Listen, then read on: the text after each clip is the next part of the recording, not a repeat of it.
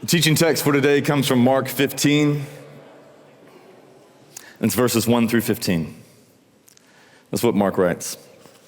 It says, very early in the morning, the chief priests with the elders and the teachers of the law and the whole Sanhedrin made their plans. And so they bound Jesus, led him away, and handed him over to Pilate. Are you the king of the Jews? Asked Pilate. You have said so, Jesus replied. And the chief priests accused him of many things. And so again, Pilate asked him, aren't you going to answer? See how many things they're accusing you of. But Jesus still made no reply, and Pilate was amazed. Now, it was the custom at the festival to release a prisoner whom the people requested. And a man called Barabbas was in prison with the insurrectionists who had committed murder in the uprising. The crowd came up and asked Pilate to do for them what he usually did. Do you want me to release to you the king of the Jews? Asked Pilate, knowing it was out of self-interest that the chief priests had handed Jesus over to them. But the chief priests stirred up the crowd to have Pilate release Barabbas instead. What shall I do then with the one you call the king of the Jews? Pilate asked them. Crucify him, they shouted. Why? What crime has he committed? Asked Pilate. But they shouted all the louder, crucify him. And wanting to satisfy the crowd, Pilate released Barabbas to them. He had Jesus flogged and handed him over to be crucified. This is the word of the Lord. Several years ago, we had this dinner with people we'd never met before, people that they were church people, but from a very different theological background and stance than where we would line up. And they were new to the city, and they were trying to find some pastor friends and things like that. And the lady that got us together didn't know how theologically different these two couples, my wife and I, and they were. And I didn't care. I was grateful to get together. We were going to Memphis Pizza Cafe, and I love that. So I was like, great, free meal. We sit down and, shake hands, pleasantries right at the front.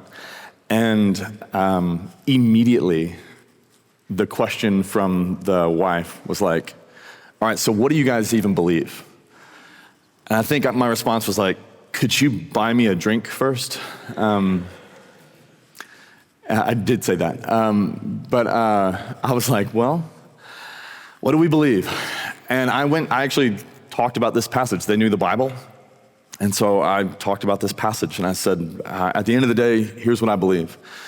I said, you remember Barabbas, guilty, charged, in prison, and then all of a sudden you have Jesus standing there, completely innocent, and has done nothing wrong.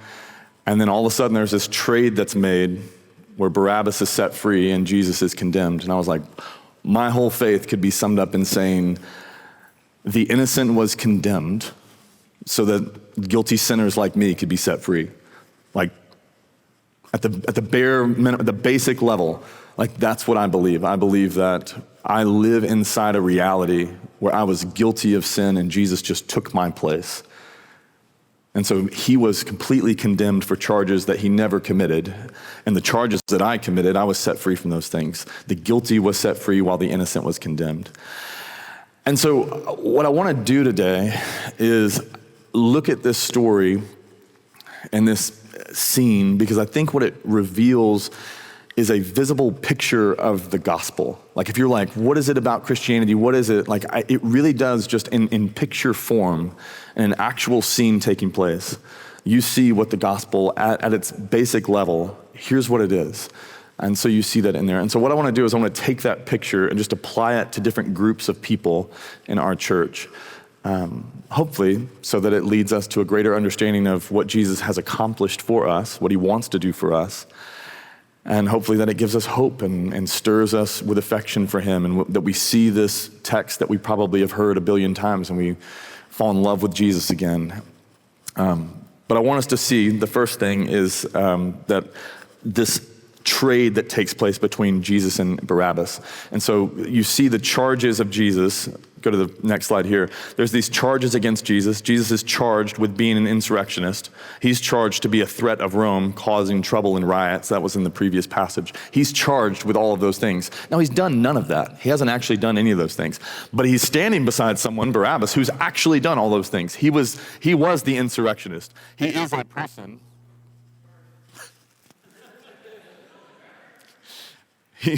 He was the insurrectionist. He was the person that he committed murder. He has actually caused riots and done those things. He is in prison correctly. And so Jesus takes on his charges and is condemned for them, and Barabbas is set free from his charges. No longer is he going to be held to be an insurrectionist. No longer is the charge of murder going to be over his life. Jesus takes those things on his behalf. And then Jesus trades places with Barabbas. Barabbas is in prison, guilty as charged. Jesus just takes his place, even though he'd never committed the crime. And then the most substantial way that you see this trading, this Jesus, the righteous being condemned, the innocent being condemned while the guilty can go free, is just honestly in the name. Barabbas. Go to the next slide. Next slide. There it is. Barabbas, the word means son of the Father. That's what his name stands for. It's Bar, that's the son of the Father. And then you have Jesus, who is son of God the Father. And so it's almost like God is laying it on very thick, like just to let you know, like what is taking place, what I'm doing with my son. What is happening is the son of the Father, who is a sinner, criminal, the son really of Adam, is being replaced by the son of God the Father. And the one that's going to be set free is not the ones that deserve it, but it's the one that actually doesn't deserve it at all. And the one who's going to be condemned is not the one that deserves it, but the one who has done nothing at all. And so you see this switch, that it's the son of the Father is replaced by the son of God the Father. And so again, at the basic level, like this is what Jesus offers to us. You are guilty of sin, and I do not want you to be condemned over your sin.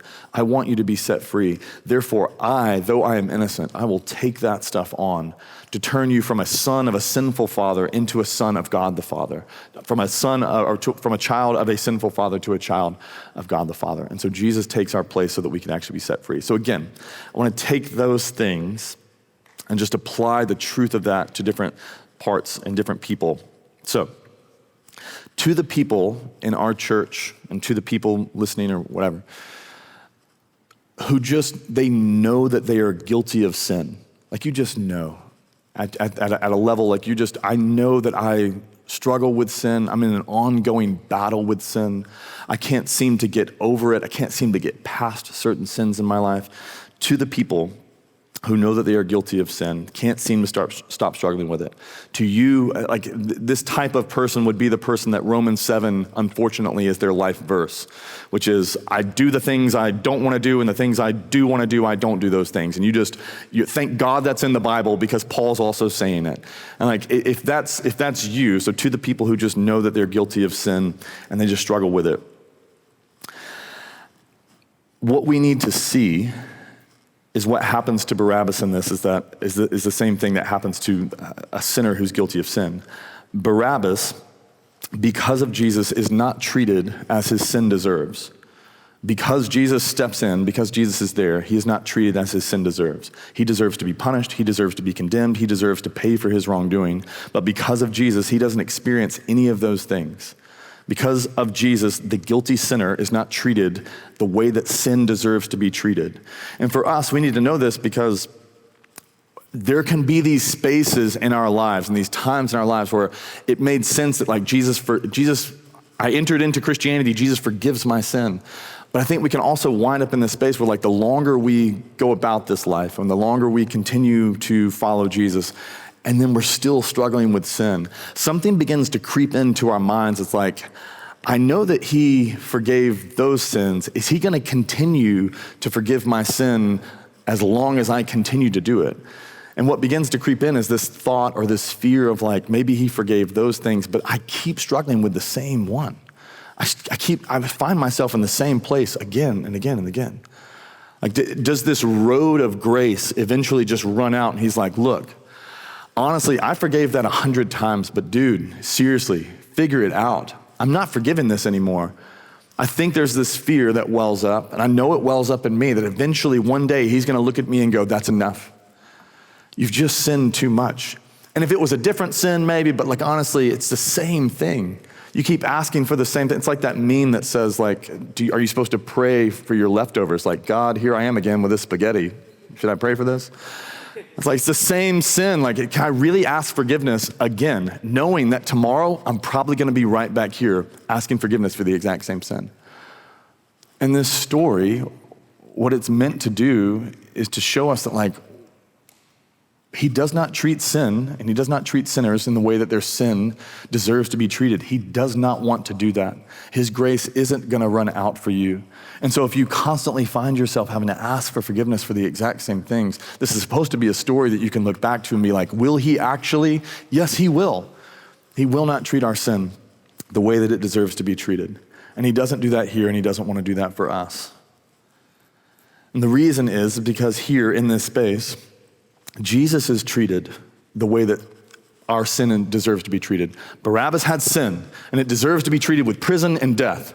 And Jesus just takes that on, and he's like, I will take on the prison, I will take on the beatings, I will take on the punishment, and I will ultimately take on the death. Your sin has been treated as it deserves. It just wasn't treated on you. It didn't happen to you. Jesus was treated the way your sin deserves so that you wouldn't have to be treated the way your sin deserves. And so in this space, when you're sitting there and you've been following Jesus and you're wondering like, will he forgive me again? Will he forgive me again? Is he ever gonna turn and say, now I will make you pay for what you did? He'll never do that because he's like, I have paid for what you did. I have taken that on. I have done that for you. Barabbas is not treated in the way that his sin deserves, and Jesus will not treat you as your sin deserves. Dane Ortland says this. He says, God, will always side with you against your sin, not against you because of your sin. And there's never gonna be this time when he looks at you and then looks at your sin. It's like, honestly, there's just too much over there. There's too much debt. There's too much sin. Like, he's never gonna look at you. He will always take your side. And when your sin accuses you and says, he deserves to be punished, she deserves to be punished, he will always stand on your side and be like, no, he doesn't. No, she doesn't. That sin has already been paid for. That sin has already been bought. That sin has already been received what it deserved. He will never side with our sin against us. He will actually always, forever, take our side against our sin. And so when you're standing there and you're coming before him again with all of these different things and stuff that like, I just cannot get past it. I'm addicted into this stuff, or I can't get past these things that I wish that these shackles that he says that I'm set free from, but I'm still dealing with these things.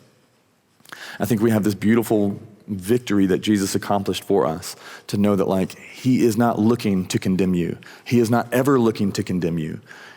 Your sin has already received what it deserved so that you didn't actually have to do it. He will pardon you every single time. And so I want us to live inside that freedom. If you continue in this struggle with sin and this battle, continue in the struggle. What most people do is they just give up. And they either go like, God must not love me because I honestly don't love myself. I cannot believe I keep doing this. We actually grow more weary of our own sin than God grows weary of us. And so but most people want to just give up or just say like, I just want to make this not a sin so I don't feel bad about it anymore. And so they capitulate into just like, this isn't even a sin, it's just something I do. And it's like both of those are wrong, because either not believing that God will forgive you or this deciding that sin is not sin is going to lead you in a path that's not health and it's not wise and it's not in a way that you're going to experience life. And so the way is to know that like even in the midst of the guilt and the things that, and just the disappointment that we feel over our own sin, the way is to remember he will always side with you against your sin. And so we can bring it to him openly and without fear and just go like, look, hey, it's me here again. I'm really sorry. I don't actually want to be here, and I know that you don't want me here. And it's hard for me to believe that you're actually going to forgive me again, but I believe that you say it in your word that you will. That where sin abounds, grace abounds all the more. So my sin has abounded and it's lasted years. Will your grace continue to abound all the more? And he's like, yeah. I don't want to treat people the way their sins deserve. And so to us, we're supposed to feel that freedom. Second, to the people who are living in the wreckage of their own sin. Some of the decisions in your life, they're the reasons, if you were honest, and people can be honest about this, like, and humble about it. Like, some of the decisions in your life have just made a mess of your life. And you humbly and honestly can admit it was your decisions that messed up some of what your family has gone through. Not everything, but you just know that it was some of your decisions that got there. It's some of your decisions that messed up your career. Some of your decision that messed up your kids. Some of your decisions that messed up your relationship with your kids and estranged relationship with them. Some of your decisions that broke relationship with your parents. Your decisions that messed up your finances. Your decisions that messed up your marriage. Your decisions that messed up your brain, your heart, your hopes, your dreams, your future, and what you thought your future was going to be. For those of you who are like, I'm just honest enough to not blame everybody else for my problems, but like, when I look at some of the wreckage that's happened in my life and some of the destruction and some of the disaster that's taken place in my life, I am able to pinpoint, yeah, I had a part in that. The reason I'm living in that is because I actually contributed to it. And so to you who know, yes, I have contributed to that, who are honestly able to say, I'm a part of the reason why my life is messed up in this way. What I want us to see is that Barabbas was exactly that way too. He is living in the wreckage of his own decisions. He is living in the wreckage of his own sin. He is currently wrapped in a prison, awaiting to be punished and then to be crucified. Jesus is actually, it says there's a bunch of insurrectionists here. The likelihood is one of the insurrectionists was released, Barabbas. The other two insurrectionists are crucified next to Jesus in a couple of days. In this text is like a couple of hours, but you get what I'm saying. And so the idea is that Barabbas was living in the wreckage of his own sin. He is experiencing problems. He is experiencing heartache. He is experiencing something lesser. And it's like, well, who's to blame? Well, Rome's to blame. No, he's like, Rome's not. I mean, at the end of the day, he could say that, but Rome isn't to blame. He made the mistakes. He committed the sins. He has wrecked his own life, and his wreckage, the decisions that he made, led him into those spaces. And what we need to see is that because of Jesus, Barabbas experiences life where there was only death ahead. He's living inside the wreckage of his own decisions, but because Jesus is there and because of what Jesus does for him, he eventually experiences life in spaces where really there should only be punishment. There should only be death. There should only be a long prison sentence. But because of Jesus, he experiences something very, very different. He had no hope, and all of a sudden he experiences hope. He had no vision of a future life, and now he has a vision of a future life. He had none of those things, and now he has them. And so because of Jesus in Barabbas' life, even though he's living in the wreckage of his own sin, Jesus brings life into the midst of that wreckage. He changes it, and he shapes it, and he does something better in the midst of it. I called a friend of mine last night who lives in New York, and met him when I was there, and he used to be a pastor. And I was struggling with this point because I initially said that Jesus can redeem us out of the consequences. This is the original point. Redeem us out of the consequences of our own sin. And I was like, man, probably not for divorced people who aren't going to remarry their divorced spouse. Like, he's not going to just repair them back together. Not to say that he couldn't, but like, that's not the experience of my parents. That's not the experience of so to say that God will just redeem us out of the consequences of our own sin, I started thinking about my friend in New York because he used to be a pastor and now he's not. And he would very honestly and humbly say, he is living inside the wreckage of his own sins, his own decisions. He is not a pastor anymore based on decisions that he made. He and his family are not experiencing life and fullness, and he listens to the podcast, so brother, I love you. But he is not experiencing the riches of what family could be. He's not experiencing the riches of what his marriage could be. And even last night, he's like, I know, I did this. I chose this. I'm not the only one that contributed to this, but I'm living in the wreckage of my own sin. And so as we were talking, I just read the point that I initially had to him, and I was like, I just don't feel like I can say that based on your life. Like, I don't know that Jesus has redeemed all of the consequences. Like, you're living in those consequences. And this is what he said something I thought was really helpful, and it changed my point. But he said this, he said, we need to remember that Barabbas will still be known, maybe for the rest of his life, as an insurrectionist and a murderer to the people around him. People know what he did, and they might never forgive him. People aren't going to welcome him with open arms, but it's still true. He is walking in a new life and a new identity because of what Jesus did.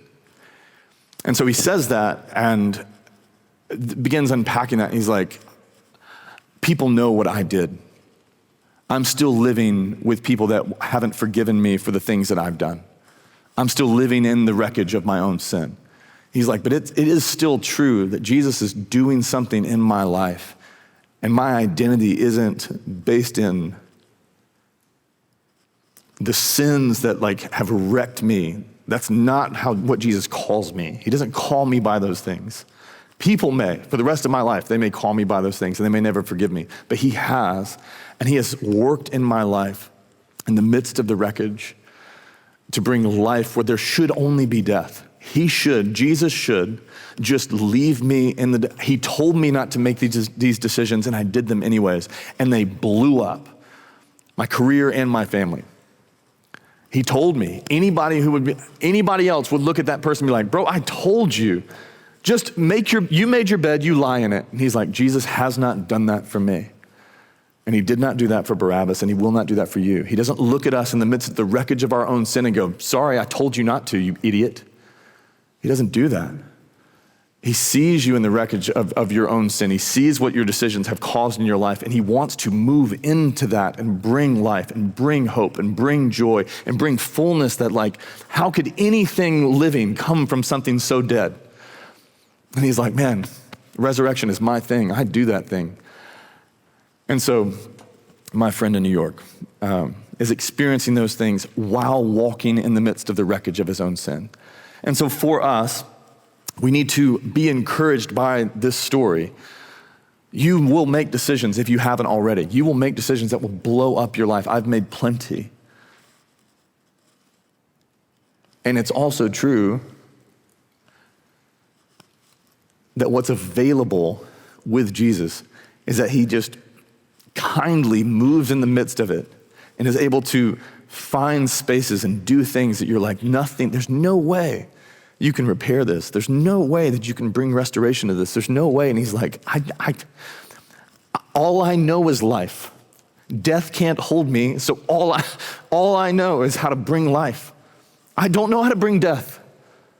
And so if you invite me into the wreckage, if you invite me into the disaster, if you invite me into the death, all I can do is breathe more life. That's all I have.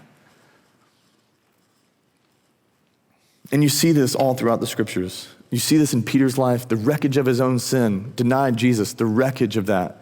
Just lost his calling, back being a fisherman, just lost everything, and Jesus breathes life back into a thing. See this with the woman at the well. The wreckage of her own sin made her an outcast. There's no one, and then Jesus seeks the outcast, and he brings her back into community. They may call her forever the woman who slept with 5 husbands or whatever. They may call her that, her people may call her that, but it's still true that her people are also like, but she was the evangelist that led us to Jesus. He brings life into something. The woman caught in adultery, living in the wreckage of her own sin.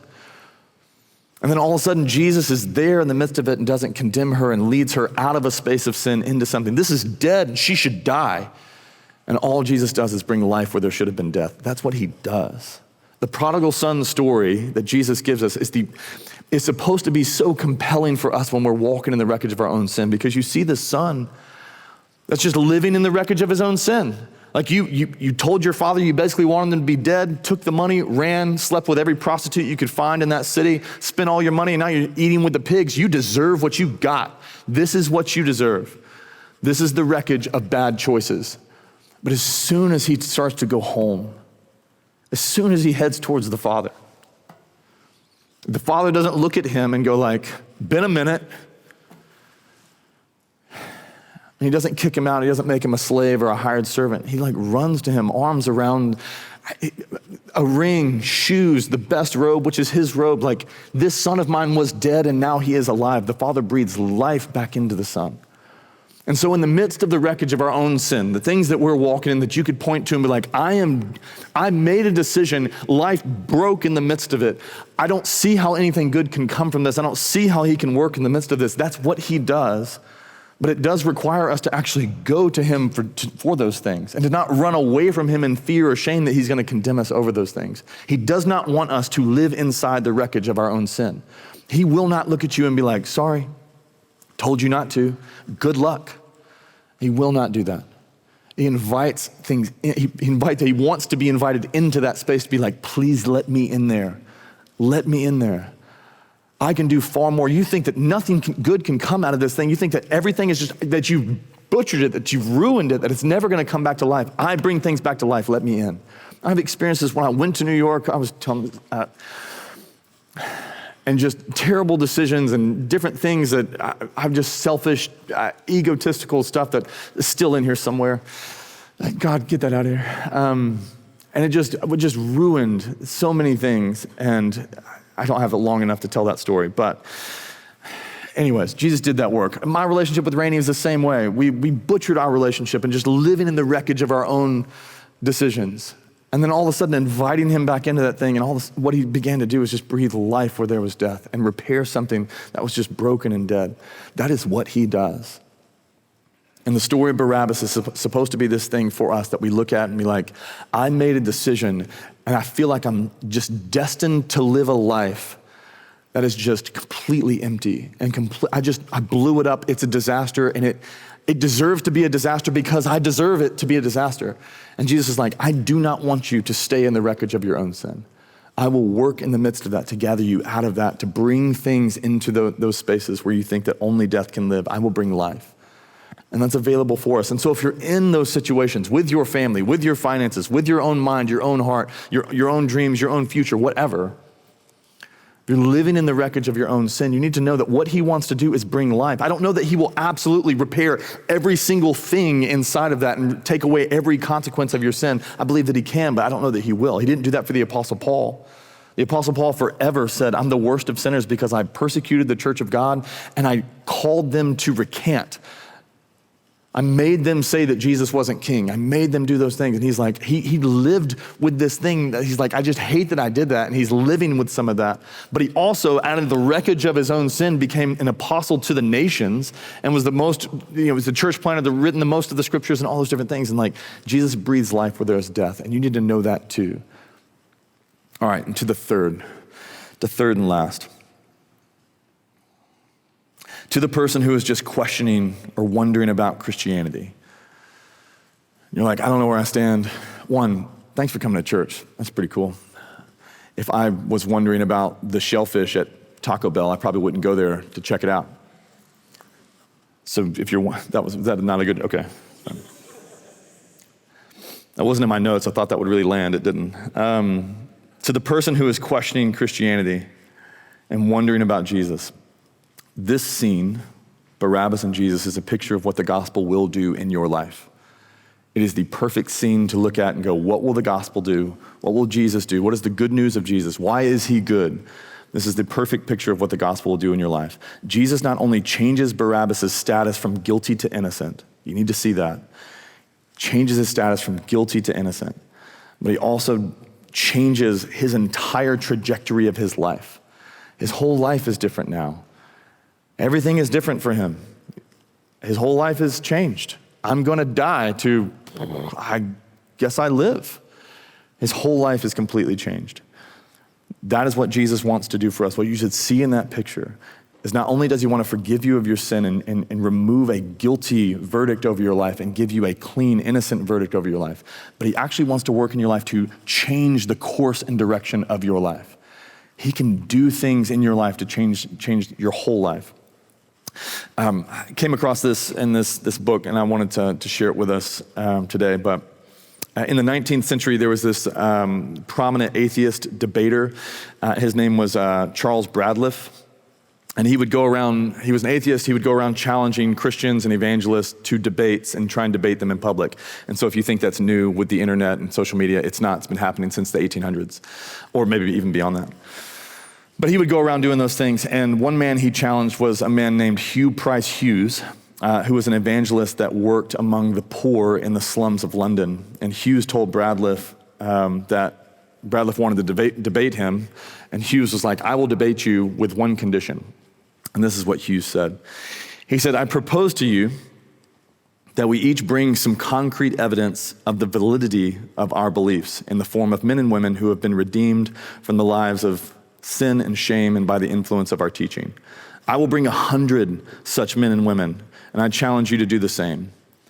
Bradliff didn't think he could bring 100, so Hughes told him that he could bring 50. And if he couldn't bring 50, then he could bring 20. Hughes finally whittled the number down to 1.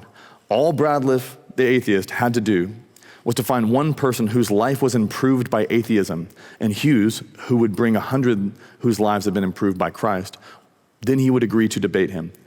Bradliff ended up withdrawing from the debate. And the writer of this book, Dr. James Kennedy, says, people are not improved by atheism, but people are improved by the gospel of Christ. And I love that idea. I love that story. I think it's very interesting. It's a very interesting book. If you're questioning Christianity or you just want to grow more in understanding your faith, What If Jesus Had Never Been Born is an incredible book for you to read. But what I love about it is like, he's like, I work among the slums of London. I share the gospel with people. I've seen their lives changed. Countless lives changed. I've seen Jesus just do this. I'm not actually worried it's going to be super easy. I could find 100. I could find 200. I could find people who have been changed by this man, Jesus, because that is what he does. Not only does he give them a clear verdict and say you're innocent, but he also just changes and radically shapes people's lives in a very, very different way. He will change your life. That's what he does. And one of the best stories I've heard in a while about people's lives who've been changed by Jesus was from this Italian actor, Pietro Cerubi. He actually played Barabbas in The Passion of the Christ, Mel Gibson's The Passion of the Christ. That's the actor that played Barabbas. And Cerubi was a self-proclaimed atheist before and during the filming of this thing, but he had this moment in the film where some of you may have seen this, but he had this moment in the film where this text is being played out and he's being released while Jesus is being condemned. And the scene that he's walking into, what Gibson tells him to do is like, the scene tells him, as you're being set free, just turn and look at Jesus and then keep going. And so that's what he does. He turns and looks at Jesus. But when he turns and looks at Jesus, he's so moved by what he sees in Jesus, because he's just acting. He's just doing it. He turns and looks at Jesus.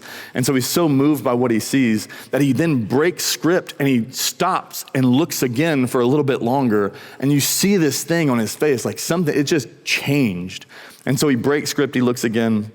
And I want to show you the scene. I have a video. I don't know that it'll work, but let's see if it'll work. So that's Barabbas.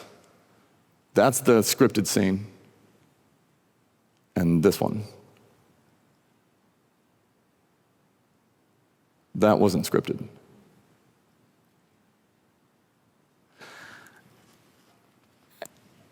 And he said from that look, he became a believer in Jesus. And he wrote a book. And he called the book From Barabbas to Jesus, Converted by a Look.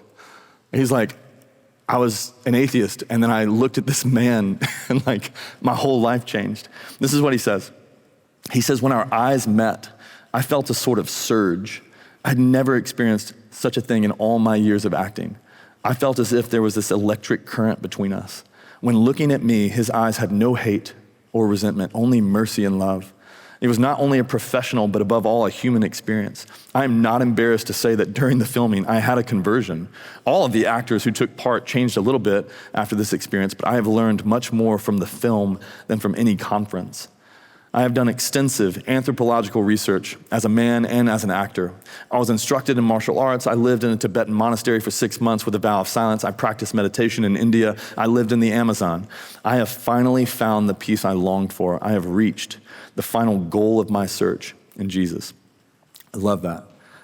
And if you go and find it, actually, you know how Instagram works. We're talking about it right now. It's probably going to pop up on your phone in your next reel. But what Jesus has done in this man's life and what he has done for countless lives before him is he changes their lives. He does something that no one expects, that no one even thinks, because what he looks like he's able to do is not what he's actually able to do. What could he possibly do? The man's being bound and sentenced, and then he's going to be crucified by the Romans. Like, what will he actually do? He will change your life. He has changed my life. I had a conversation with a lady this week, and I was just trying to express like, I couldn't go into all the different things that he's done in me, that he's changed me. And I don't have many people that remember me as a pagan in high school. I'm actually gonna go see one this week, but he remembers. And he's like, you're just a different person. I'm like, I didn't bootstrap it myself. I didn't willpower this thing to become somebody brand new. I didn't do those things. He is true to his word. He changes people. He will literally make all things new. That's what he does. And so what he wants to do in your life is free you from the guilt of your sin and not condemn you over it. But then he also wants to bring about this abundance of life. That he said that he was like, I came to give abundance and life in abundance. That's what I came to do. I came to change your life from one where you're not experiencing abundance into something you actually are experiencing those things. That's what he wants to do. That's what Barabbas experiences in this text. That's what so many people have experienced, and that's what he wants to do. And so if you're questioning Christianity and wondering, what's Jesus gonna do? He will free you from the guilt of your sin, and then he will radically change your life and lead you into an abundance that you cannot get to on your own. One that you might 10 years down the road not even be able to explain. But that is what he does, because that's who he is. All you have to do is receive it. All you have to do is receive it. If you think of Barabbas, all he had to do to receive this wonderful gift was really just let it happen. He could have said like, nah, I'm gonna stay in prison, but then you're an idiot, don't do that. All he has to, like, in order for it to happen, in order for him to receive the innocent verdict and to receive a life change, he didn't have to do something good. He didn't earn it. He didn't deserve it. It wasn't like, Barabbas, we really need to see a lot of work out of you. You really got to earn this thing. Like, he's not doing anything. Everything he's doing is hurting his cause, not helping it. He does nothing. It is pure gift. All he has to do is just let the transaction take place.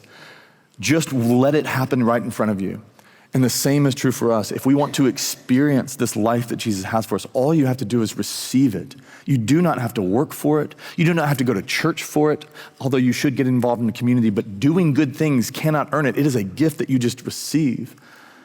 And so John says in John 1:12, he says, to all who did receive him, Jesus, to those who believed in his name, he gave the right to become children of God. And then in John 5, he goes on and he says, they, the ones who received him, they will not come under judgment. Indeed, they have crossed over from death to life. They have experienced a brand new thing, a brand new life. They're not going to receive the judgment that they're due, but they're actually going to experience life instead. But it's through the receiving of it, not trying to earn it, not trying to do something good for it, but just receiving it. And I was talking to the lady this week and I was like, receiving it just looks like, what would you say if I was standing at your door and you invited me inside? And you'd be like, come on in. That's what she said she'd say. And I was like, great, just say that to Jesus. Come on in. Let's do this thing. Like he has done all the work to make it so simple and so easy. And so if you're questioning like this Jesus thing, what is this thing? What is he asking of me? What's he gonna do? What do I have to do? Like just receive him. And just tell him like, I welcome you. I welcome you. I don't know what that is. But I welcome you into my heart, into my life. I welcome you into these spaces. I welcome you. I welcome your forgiveness of my sin. I welcome you. I did that when I was 17 years old. I gave him 6 months. I'm like, I'm welcoming you for 6 months. And then we'll see. I really did that. That was I'm a little stubborn. I was like, Jesus, I will give you 6 months to change things in my life. And if 6 months happens, honestly, I'm going back to my sin. And I am 39 now, and so I don't math well, but I think that's 22 years. 6 months, Jesus turned 6 months into 22 years. And he has radically changed my life. That's what he does. He doesn't know another way. And it's just welcoming him in. And so I'd love to close by just inviting the worship team. Y'all can come on up. And everybody else, I just invite you just into a moment of reflection. And so you can bow your head and close your eyes. You can, however you feel the most comfortable to reflect.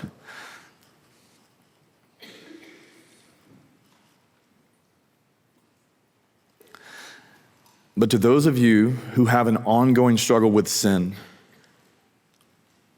then you just know, I struggle with this. I don't know when I'm ever going to be set free from this struggle. I struggle with it. I just want to ask, where are you worried that he's mad at you and wonder if he really will actually forgive you? What sin is it? I'm not asking you to say it out loud, but just to think of it. Where are you actually wondering, will he really forgive me again? What space in your life? And then I just want this story to wash over you and be like, he will not treat you as your sins deserve. He was treated the way that sin deserves to be treated. He was punished for those things. There is no more punishment left to give. He took it. When he sees you and he sees that sin that you're thinking about, he sides with you. He takes your side. He's standing on your side, shielding you from what that thing wants to do in your life. And so I would just encourage you, just continue to confess those things to him. You do not overcome your sin by willpower. You overcome sin by confessing it to death and just taking it to the one that can crush sin, Satan, death, and hell. God, I'm giving it to you again. You crushed Satan. You overcame death and grave. And so I bring you my sin. Crush it. Don't crush me. And he will never crush you over your sin. To those of you who are living in the wreckage of your own sin, you look at your life and you have spaces in your life where sin, you just know it's my sin. I wrecked this. I'm walking in consequences that I made. You need to know he wants to bring life where there is death in that. He wants you, if you are finding yourself in a space where you do not feel hope, he wants to bring hope into that. You're finding yourself where you just think there's no way forward. He wants to bring a way forward in the midst of that. He can. He's the only one who can, but he can. And so I would just encourage you in this moment, if there's a space where you're like, I'm just living in the wreckage of my own sin, just invite him into that space. Jesus, please bring life where there is death. Bring hope where I don't have any. It looks like I'm destined to experience something because I made this decision one time. Please bring life. Invite him into that thing. He does not want you to live in the wreckage of your own sin. He wants to bring life where there is death.